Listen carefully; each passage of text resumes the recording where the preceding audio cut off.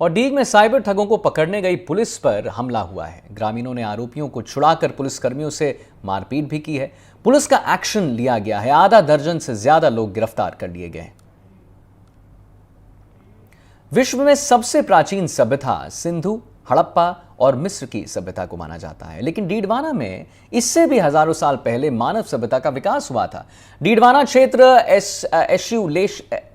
एश्यूलियन कालखंड यानी करीब 8 लाख साल पहले का साक्षी रहा है। उस दौर में यहाँ आपको बता दें होमो इरेक्ट्स यानी वर्तमान मानवों के पूर्वज रहा करते थे। होमो इरेक्ट्स के डीडवाना में आबाद होने के कई प्रमाण मिल चुके हैं। फ्रांस के वैज्ञानिकों सहित कई पुरातत्विक विशेषज्ञ यहाँ दुनिया की सबसे प्राचीन सभ्यता होने का दावा भी कर चुके हैं। आखिर कौन थे होमो इरेक्ट्स यानी मानव के पूर्वज और किस तरह का इतिहास रहा है इनकी सभ्यता क्या रही है, डीडवाना में आबाद किस तरह से रहे हैं, देखिए हमारी खास रिपोर्ट।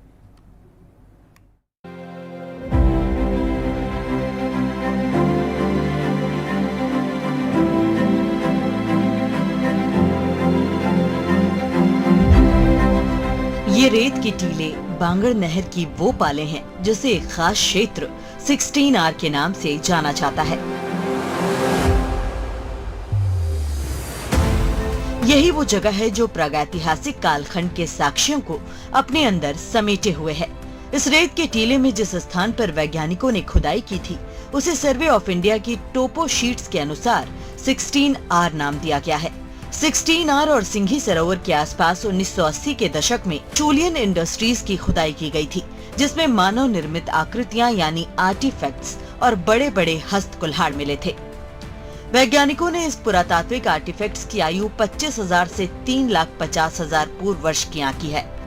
हालांकि यहाँ जीवाश्म नहीं मिले, लेकिन मानव निर्मित पत्थर कलाकृतियों से यहाँ होमो इरेक्ट्स के आबाद होने का दावा किया गया है।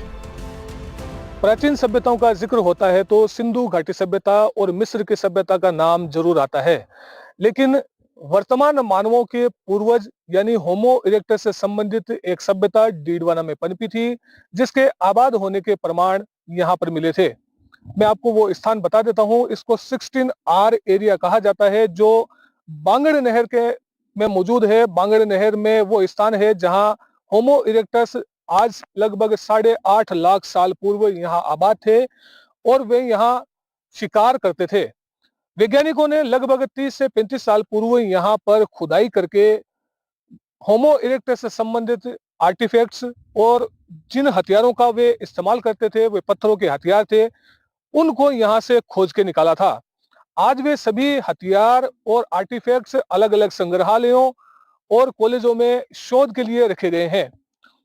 वैज्ञानिकों का मानना है कि इस जगह पर लगभग 8.5 लाख साल पूर्व जब होमो इरेक्टस यहाँ आबाद थे, होमो इरेक्टस यहाँ शिकार करते थे और शिकार करके अपना मानव जीवन व्यतीत करते थे। वैज्ञानिकों का यह मानना है कि होमो इरेक्टस वो प्रजाति थी जो अपने दोनों पैरों पर खड़ा होकर चलना सीखे थे। ऐसे में वैज्ञानिकों का यह कहना है कि होमो इरेक्टस से संबंधित जानकारी राजस्थान के पाठ्यक्रम में पढ़ाया जाना आवश्यक है, ताकि विद्यार्थियों को होमो इरेक्टस के आबाद होने से संबंधित जानकारी मिल सके और डीडवाना का नाम भी पाठ्यक्रम और मानव इतिहास की जो सूची है उसमें शामिल हो सके। डीडवाना में आबाद रहे होमो इरेक्टस लाखों साल पहले आबाद रहे होमोनिन की विलुप्त प्रजाति है, जिसका उद्भव अफ्रीका में हुआ था। वहां से वो जॉर्जिया, भारत, श्रीलंका, चीन और जावा में फैल गए। वर्तमान मानव होमो सेपियंस कहलाते हैं, जिनका उद्भव 2.5 से 4 लाख वर्ष पूर्व तक माना गया है। मानव इतिहास को लेकर कई बार रिसर्च होते रहे हैं और उसी रिसर्च की कड़ी में डीडवाना में भी रिसर्च हुआ है, जिसके अनुसार मानवों के पूर्वज जो होमो इरेक्टस के नाम से जाने जाते थे, उनकी सभ्यता डीडवाना में पनपी थी। इसे लेकर 16R नामक एक स्थान है जहां से उस दौर के कई महत्वपूर्ण जो तथ्य हैं वो मिले हैं। इसको लेकर बात करने के लिए हमारे साथ मौजूद हैं डॉक्टर अरुण जी व्यास, जिन्होंने इस पर एक पुस्तक भी लिखी है और काफी शोध भी किया है। सर, ये एश्यूलियन कालखंड का जो सभ्यता है वो कितनी प्राचीन है और ये मानव सभ्यता के इतिहास में क्यों महत्वपूर्ण है? ये हमारे राजस्थान की एक बहुत महत्वपूर्ण स्थली है। डीडवाना में जो 16R है, ये एक स्टेबलाइज्ड सैंड ड्यून है। ये कहने का मतलब है रेतीला टिबा है जो फॉसिलाइज्ड रूप में वहां पर उपलब्ध है डीडवाना में। और इसके अंदर जब आर्कियोलॉजिकल सर्वे ऑफ इंडिया ने 1980 के दशक में जब यहाँ काम किया और जो उन्होंने यहाँ इस सैंड ड्यून में जो कि बांगड़ कैनाल हुआ करती थी उसमें उन्होंने एक ट्रेंच खोदी। उस ट्रेंच में आर्टिफैक्ट्स मिले आर्कियोलॉजिकल सर्वे ऑफ इंडिया के वैज्ञानिकों को। तो वो जो आर्टिफैक्ट्स थे उन्होंने ये साबित किया कि यहाँ पर डीडवाना में आज से लगभग 8 लाख 8.5 लाख वर्ष पूर्व होमो सेपियंस से पूर्व की जो स्पीसीज थी मानव सभ्यता में, जिसे हम होमो इरेक्टस कहते हैं, उसके यहाँ रहने के प्रमाण उन आर्टिफैक्ट से टेस्टिफाइड हुए। तो सर इस पर कब कब शोध हुआ और ये जानकारी कब निकल करके सामने आई? जैसे मैंने बताया आपको, ASI यानी कि आर्कियोलॉजिकल सर्वे ऑफ इंडिया ने 1980 के दशक में यहाँ पर एक पायलट प्रोजेक्ट के रूप में काम किया था। SN राजगुरु, हेमा अच्युतन और मिश्रा जी, ये एक पूरी एक टीम थी जिनके नेतृत्व में यहाँ काम हुआ। ऐसे ही फ्रांस की एक हिस्टोरियन थी क्लेरी गैलार्ड, उन सब ने एक बायलैटरल एक साइंटिफिक कम्युनिटी के रूप में यहाँ पर काम किया। और उन्होंने उस दौरान जो आर्टिफैक्ट्स, जैसे हम कहते हैं कि मानव जो प्रारंभ में था थोड़ा हंटर गैदर उसकी वो प्रवृत्ति हुआ करती थी, वो शिकार करके ही अपना जीवन यापन करता था। तो वो जो शिकार करने के लिए जो उसने इन पत्थरों से, जो यहाँ की चट्टानें हैं, उनसे जो हथियार बनाए, उन हथियारों को हम आर्टिफैक्ट्स कहते हैं। उन आर्टिफैक्ट्स के तथ्य के रूप में ये उन्होंने साबित किया कि यहाँ पर 8 लाख वर्ष पहले होमो सेपियंस यहाँ पर आबाद थे। इस पर सर आपने एक विस्तृत किताब भी लिखी है जिसमें आपने जो पूर्व में शोध हुए फिर आपने भी इस पर शोध किया, उसमें जो महत्वपूर्ण जो जानकारी निकल कर आई वो किस तरह से राजस्थान के अगर इतिहास को के नजरिए से देखा जाए तो कितने महत्वपूर्ण कारक साबित होंगे? 2014 के आसपास मैंने और डीडवाना में ही एक हिस्टोरियन हमारे मित्र हैं बड़े भाई श्रवण जी काकड़ा, उन दोनों ने मिलकर एक डीडवाना के इतिहास पर पुस्तक लिखी थी। और जैसा मैं बता रहा हूँ कि 8 लाख 8.5 लाख वर्ष पहले की ये जब बातें हैं तो प्री हिस्टोरिक टाइम हो गया ये। तो प्रागैतिहासिक काल से लेकर डीडवाना की जो हिस्ट्री थी उसको लेकर ये पुस्तक लिखी गई थी। और काकड़ा जी ने बहुत अच्छा संग्रह किया था हिस्ट्री के रूप में जो भी डीडवाना की थी।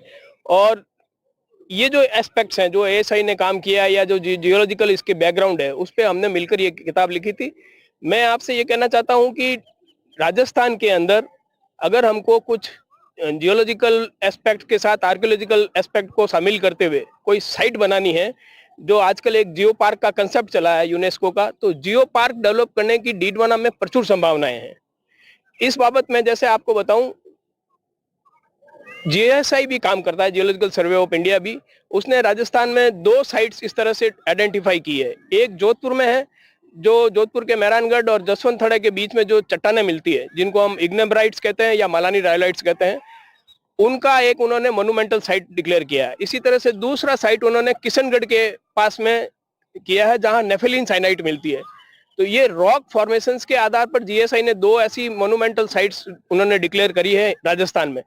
लेकिन जियो पार्क्स बनाने के लिए इन साइट्स में कल्चरल एक्टिविटी होती है, कोई इवोल्यूशनरी ट्रेंड होता है, वहाँ की विशेष बनावट होती है। तो उन सब चीज़ों को अगर हम देखें तो डीडवाना में जैसे सेलाइन लेक्स हैं, ये सेलाइन लेक बहुत पुरानी लेक है। जैसा कि हम सब लोग जानते हैं कि ये पुरानी सेलाइन लेक पहले मीठी झील हुआ करती थी। आज से 7,000-6,000 साल पहले ये लवणी झील में तब्दील हो गई। तो लवणी झील होना, उसके साथ डीडवाना एक वेटलैंड के रूप में भी आइडेंटिफाइड है। तो वेटलैंड होना, सेलाइन लेक होना, और डीडवाना की सेलाइन लेक में प्रचुर मात्रा में प्रवासी पक्षी फ्लेमिंगो आते हैं। हर साल फ्लेमिंगो यहाँ खूब हजारों की संख्या में आते हैं। आजकल मैंने देखा है पिछले 10-15 सालों में कुर्जा भी आने लग गई है। तो कुर्जा का आना, फ्लेमिंगो का आना, वेटलैंड होना, पुरानी सेलाइन लेक होना, और यहाँ पर जो प्रोटीरोजोइक रॉक्स हैं जो कि लगभग 200 या 180 करोड़ साल पुरानी चट्टानें हैं जिनको हम प्रोटीरोजोइक रॉक्स कहते हैं। तो इस प्रकार की जियोलॉजिकल हिस्ट्री होना, और उन सब के बीच में ये होमो इरेक्टस की स्थिति, भारत में केवल चुनिंदा स्थान है जहां पर इस प्रकार की होमो इरेक्टस की स्थितियों को प्रूव किया गया है। तो इन सब मायने में डीडवाना एक बहुत महत्वपूर्ण स्थली है। और हमारे पर्यटन विभाग, हमारे पुरातत्व विभाग, इन सब को आगे आकर यहाँ पर ये जो साइट है इसको जियो पार्क के रूप में डेवलप करने के लिए प्रयास करने चाहिए। आपकी जो किताब है उसके अनुसार इस जो स्थान है 16R उसको लेकर के कई बार जो शोध हुए थे उसको लेकर कुछ कॉलेज और विदेशों में भी कुछ पढ़ाया जाता है।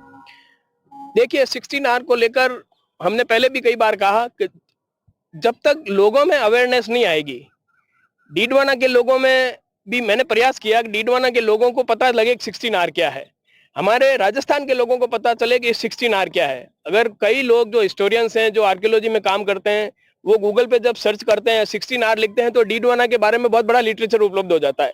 लेकिन ये दुर्भाग्यपूर्ण है कि डीडवाना के लोग या हमारे राजस्थान के लोग भी इस बारे में अवेयर नहीं है। तो सबसे पहले इनको इसके बारे में जानकारी होनी चाहिए। मैं आपको एक और जानकारी साझा करूं कि राजस्थान माध्यमिक शिक्षा बोर्ड की जो पुस्तकें हैं जियोलॉजी की, भूविज्ञान की, उसमें मैं भी एडिटोरियल मेंबर का एक सदस्य था और मैंने और हमारे एडिटोरियल टीम ने ये प्रयास किया कि इस साइट के बारे में, डीडवाना के बारे में, 16R के बारे में, होमो इरेक्टस से लेकर होमो सेपियंस की जो स्टोरी है उसके बारे में हमारी उस पुस्तकों के द्वारा विद्यार्थियों तक ये खबर जाए, उनके बारे में ये अध्ययन कर पाए, उनको ये लगे कि हमारे राजस्थान में इस प्रकार की स्थली है। तो हमने बोर्ड की किताब में डीडवाना के 16R के बारे में जानकारी उपलब्ध कराई है। आपने जब वहाँ शोध किया था उसके बाद में एक टीम, भारतीय पुरातत्व विभाग की टीम भी वहाँ पहुंची थी, उन्होंने कुछ जांच भी की थी और शोध भी किया था, लेकिन उसका कोई परिणाम आगे नहीं बढ़ सका। तो क्या कारण है, और अब अगर मान लो कि इसको संरक्षित किया जाए तो उसके लिए कैसे प्रयास होने चाहिए? हमने मिशन के रूप में भी लिया था और डीडवाना के आप सभी पत्रकार बंधुओं ने बहुत सहयोग किया था और उसी के बदौलत जोधपुर में जो एएसआई का हेडक्वार्टर है वहां से एक टीम आई थी, उन्होंने यहाँ आके सर्वे भी किया। हमने उनके साथ सर्वे में उनको जब इन जानकारी के बारे में उनको इंफॉर्मेशन शेयर की तो उन्होंने कहा कि हमारा एएसआई विभाग जो है बिल्डिंग्स को, साइट्स को, इस बारे में उनके हेरिटेज के बारे में हम काम करते हैं, लेकिन ये पहली दफा ऐसा काम है जिसमें हम रेतीले टिब्बे के ऊपर काम करना चाह रहे हैं। तो मुझे जहां तक जानकारी उस समय दी गई थी कि इसके ऊपर काम चलेगा, लेकिन मुझे लगता है कि वो उनका दौरा फाइलों के अंदर ही दफन हो गया, फाइलों के अंदर बंद हो गया, आगे बढ़ा नहीं। ये बहुत दुर्भाग्यपूर्ण है। और उसके बाद जब डीडवाना ने एक नगर के रूप में अपनी संक्रमण के दौर में जब अपनी पहचान बदलने का काम किया तो बड़ा दुर्भाग्य है ये कि वहां से जो रोड निकली उसने इस साइट की आधी जो टीबे की जो चीजें थी उसको ध्वस्त कर दिया। अब बचा हुआ टीबा है उसको संरक्षित करने की दरकार है। मैं बहुत विनम्र अपील कर रहा हूं कि इस प्रकार की हेरिटेज साइट्स जो कि राजस्थान में अपने आप में एक मिसाल है, जो आदमी के इवोल्यूशन, मानव के विकास गाथा का एक बहुत बड़ा प्रमाण है, उसको बची हुई साइट को बचाने के लिए हम सब लोग आगे आए। मैं सरकार से, एनजीओ से, जो आर्कियोलॉजिस्ट हैं उनसे, जो जियोलॉजिस्ट हैं उनसे, जो सामाजिक कार्यकर्ता है उन सबसे विनम्र अपील करूंगा कि इस साइट को बचाकर, जो कि एक बहुत बड़ा प्रमाण है हमारे मानव विकास की गाथा का, उसको हम बची हुई जो ये हेरिटेज साइट है इसको बचाने के लिए हम आगे आकर काम करें। सर एक सवाल और करूंगा, जैसे सिंधु घाटी सभ्यता है या मिस्र की सभ्यता है, उस पर खूब काम हुआ और आज वो एक हिस्टोरिकल स्थान बन गया है और दुनिया भर से लोग आते हैं और उसके बारे में पढ़ाया जाता है। तो क्या अगर इस साइट को भी सुरक्षित किया जाए और इसका विकास किया जाए, इसको छात्रों को, विद्यार्थियों को पढ़ाया जाए, तो क्या लगता है इससे क्या नई जानकारी आएगी, कितने जनता को इसका लाभ मिलेगा? आपने बहुत अच्छा प्रश्न किया जहीर भाई। यहाँ सबसे बड़ी दिक्कत क्या है कि इस साइट में हमको जीवाश्म नहीं मिल पाए। जब तक जीवाश्म नहीं मिलते हैं तो आगे काम बढ़ाने में बहुत दिक्कत होती है। और जीवाश्म यहाँ इसलिए नहीं बन पाए कि यहाँ जीवाश्म बनने के लिए जो अनुकूलताएं होती है वो अनुकूलताएं उस समय नहीं थी। तो होमो इरेक्टस यहाँ थे, आबादी थे, उनका हम प्रमाण केवल आर्टिफैक्ट्स के द्वारा देते हैं, यानी वो जो हथियार जो उन्होंने उस समय बनाए, काम में लिए, वो यहाँ मिलते हैं। अगर यहाँ जीवाश्म मिले होते, जीवाश्म बनने की अनुकूलताएं होती, तो आज ये जो हम इस बात कर रहे हैं कि ये साइट क्यों फेमस नहीं हो पाई, इसकी कहानी अलग ही होती। लेकिन मैं अब फिर भी कहता हूँ डीडवाना के पास प्रचुर संभावना है इस शहर के अंदर। मैंने बार बार जैसे पहले भी कहा, प्रोटेरोजोइक एज की यहाँ चट्टानें हैं जिनका अपना एक इतिहास है, जो अरावली के समकालीन चट्टानें हैं यहाँ पर। यहाँ वेटलैंड है, इस वेटलैंड के पास यहाँ पर सैलाइन लेक्स हैं। इस सैलाइन लेक्स के साथ ही यहाँ सरस्वती की जो ट्रिब्यूटरी थी द्रस्तवती, उससे जुड़ी हुई कहानियां भी यहाँ संकेत वैज्ञानिक लोग तथ्यों के साथ प्रस्तुत करते रहे। हमने भी कई बार उस पर बात करी। यानी जो हमने देखा कि सरस्वती गायब हो गई, वो सरस्वती किस टेक्टोनिक एक्टिविटीज के कारण राजस्थान में गायब हो गई, तो उस सरस्वती की जो ट्रिब्यूटरी सहायक नदी थी द्रस्तवती, वो डीडवाना से प्रवाहित होती थी। तो दृष्टवती को ले लो, सेलाइन लेक को ले लो, प्रोटेरोजोइक्स की एज की चट्टानों को ले लो, वेटलैंड को ले लो, प्रवासी पक्षी फ्लेमिंगोस को ले लो, कुर्जा को ले लो, इतनी सारी चीजें। और डीडवाना का एक इतिहास, खुद का एक इतिहास है, इसका एक पौराणिक तथ्य है। तो इन सब चीजों को मिलाकर अगर हम पहले अपने स्तर पर किसी चीज को रिकॉग्नाइज करने के लिए पहले हम खुद उसकी अगर खैर खबर लेंगे, उसकी प्रशंसा करेंगे, उसके लिए प्रयास करेंगे, पहले लोकल स्तर पर हो, फिर राज्य स्तर पर हो, फिर प्रदेश से देश स्तर पर हो, तब जाके हम उसको यूनेस्को स्तर तक ले जा सकते हैं। लेकिन उस स्तर की साइट ये है, मैं बता रहा हूँ आपको, प्रयास हमको अपने लोकल स्तर से करना पड़ेगा। मैं स्थानीय प्रशासन से लेकर राज्य सरकार से लेकर आर्कियोलॉजिकल सर्वे ऑफ इंडिया और टूरिज्म, इन सब डिपार्टमेंट्स का अगर हम सब लोग साथ में बैठकर इसका एक्शन प्लान बनाएं और इस हेरिटेज साइट को बचाते हुए, इसका संरक्षण करते हुए इसको अगर डेवलप करेंगे तो ये डीडवाना के पर्यटन को भी चार चांद लगाएंगे और मानव इतिहास की जो गाथा अब तक अनफोल्ड है उसको हम लोगों के सामने लाने का प्रयास कर पाएंगे। तो ये थे डॉक्टर अरुण जी व्यास, जिन्होंने 16R के बारे में विस्तार से पूरी जानकारी दी और बताया कि अगर इस स्थान को संरक्षित किया जाए तो ये हिस्टोरिकल स्थान तो बनेगा ही, साथ ही पर्यटन की भी नई संभावनाएं खोलेगा और साथ ही डीडवाना को देश और विदेश के मानचित्र पर एक अलग मुकाम दिलाएगा। डीडवाना में प्रागैतिहासिक काल की सभ्यता के बारे में फ्रांस के वैज्ञानिकों सहित कई वैज्ञानिक शोध कर चुके हैं। यह विश्व की सबसे प्राचीन सभ्यता होने का वो दावा भी कर चुके हैं।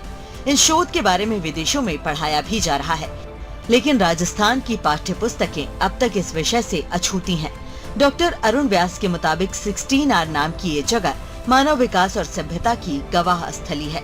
ऐसे में इस स्थान को मोनुमेंटल स्मारक या जियोलॉजिकल पार्क के रूप में संरक्षित करने की जरूरत है, ताकि देश विदेश के पर्यटक यहां आकर मानव विकास और सभ्यता के इस स्थान को देख सकें। होमो इरेक्टस के इस स्थान पर आबाद रहने की जो प्रमाण है वो आज भी मौजूद हैं और इस संबंध में ASI द्वारा भी यहाँ सर्वेक्षण किया गया था। ऐसे में आवश्यकता है कि मानव सभ्यता से जुड़े इस इतिहास को संरक्षित किया जाए, ताकि ये स्थान न केवल मानव सभ्यता के इतिहास को लोगों तक, जन जन तक पहुंचा सके, बल्कि पर्यटन स्थल के रूप में भी विकसित हो सके। डीडवाना से जहीर अब्बास उस्मानी, NDTV।